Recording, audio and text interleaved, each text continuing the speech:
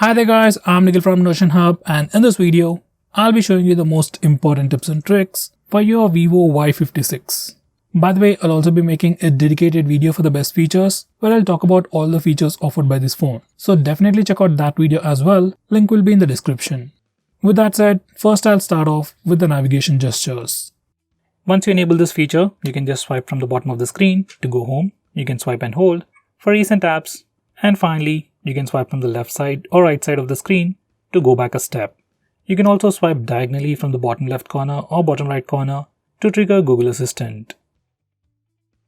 Next, we also have some camera gestures. We have touch, voice and palm. If you enable the touch gesture, you can just touch the preview screen to take a picture.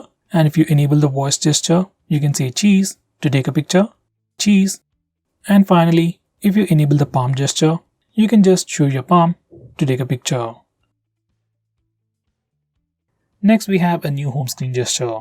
By default, when you do a swipe down gesture on the home screen, it always takes you to the global search. But from the home screen settings, we can change it to pull down the notification bar. Once you enable this feature, do a swipe down gesture on the home screen to pull down the notification bar.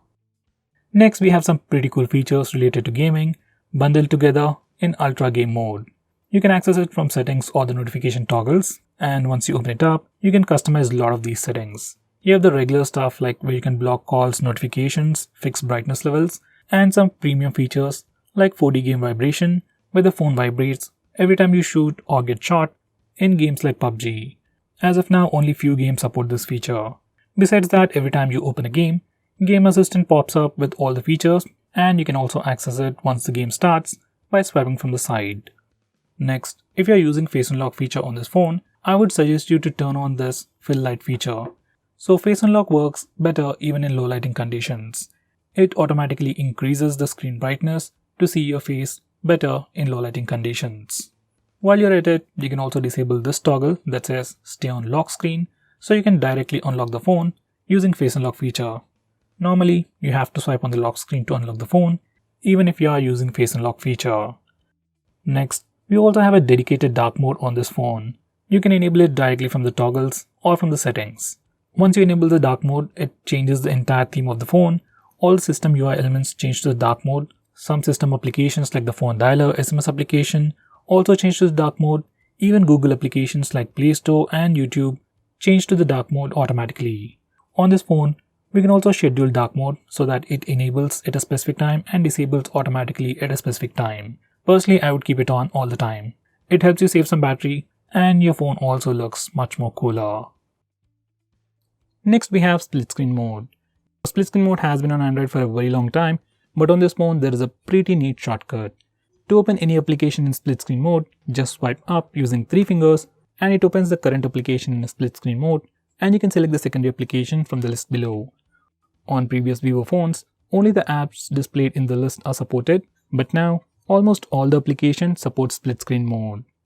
Next, I'm going to show you how to change the default applications. From the system app settings, you can change your default launcher, default browser, default music player, video player, and so on. This is something really useful if you use third-party applications, and I will definitely recommend you to change your browser to something like Google Chrome. Next, we have flashlight notifications, and you can enable them from accessibility settings. And once you enable this feature, every time you get a call or a message, your phone's flashlight blinks. It's a pretty cool feature. Next, we have a pretty unique feature on this phone called Smart Click, which will allow you to perform a quick action. These are the settings. You can perform multiple tasks, but personally I use it to turn on and turn off flash. So here's a quick preview. When the phone is locked and the display is off, you can press and hold the volume down button to turn on the flash. To turn off the flash, you can either press the power button or just press and hold the volume down button. This is one of my favorite features on this phone. Next, I'm going to show you how to take a screenshot on this phone. Like on any other Android phone, you can press the volume down and power button both at the same time to take a screenshot. And it works anywhere, every time. If that's a bit hard for you, we also have the 3-finger screenshot gesture. It's enabled by default, so all you need to do is just swipe down using 3 fingers to take a screenshot. And once again, even this gesture works everywhere without any hiccups. Next, I'm going to show you how to take a long screenshot. For that, first we need to take a normal screenshot. You can either use the buttons or the gesture. and then click long screenshot. Now we need to click the next button. Once you're done, click save and you'll get a long screenshot. Next, we can also display the battery percentage on the status bar. For that, go to settings and enable the toggle for the battery percentage. Once you do that, you can see the battery percentage on the status bar. Next, if you want to display the network speed or your internet usage on the status bar, just enable this toggle. Once you do that, you can see a small indication of the network usage on the status bar.